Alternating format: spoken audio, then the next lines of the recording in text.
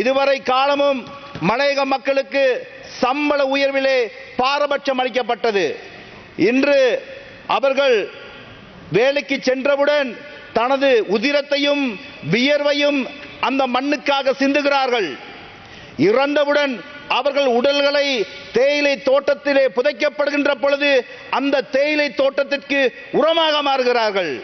இந்த நாட்டினுடைய வருமானத்திற்கு மிக முக்கிய காரணிகளாக விளம்பவர்கள் தோட்ட தொழிலாளர்கள்.